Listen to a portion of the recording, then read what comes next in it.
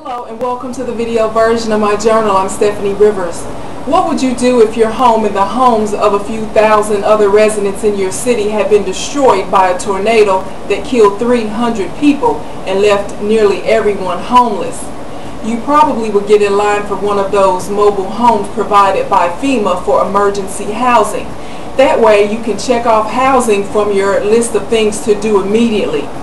But if you live in Cordova, Alabama, near Tuscaloosa, where a tornado ripped through the area in April, you cannot check off housing from your list just yet.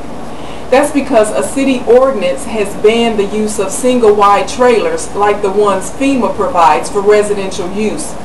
And Cordova Mayor Jack Scott has no plans to make an aftermath of a tornado an exception to the rule. Nearly all of the 2,000 residents in Cordova were affected by the tornado.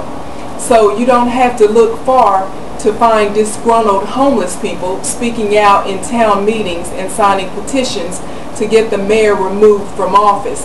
But so far the mayor has turned a deaf ear to the complaints.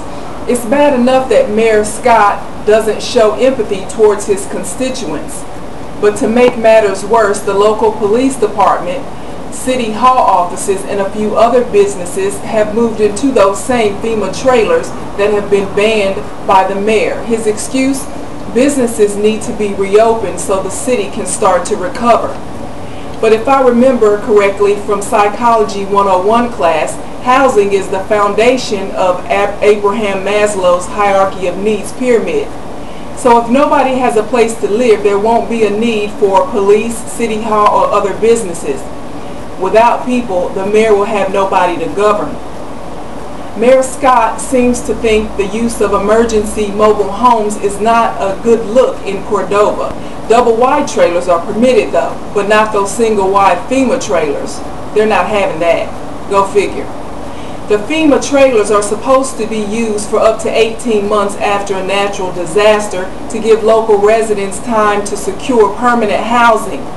But Scott says he fears Cordova residents will live in the trailers long term, and he used Hurricane Katrina residents as an example, some of which are still living in the temporary trailers going on 6 years later. Okay, a few people probably are taking advantage of the system, but I'm sure some of those Hurricane Katrina victims have remained in the FEMA trailers out of necessity, not because they have become enamored with their single-wide trailer accommodations.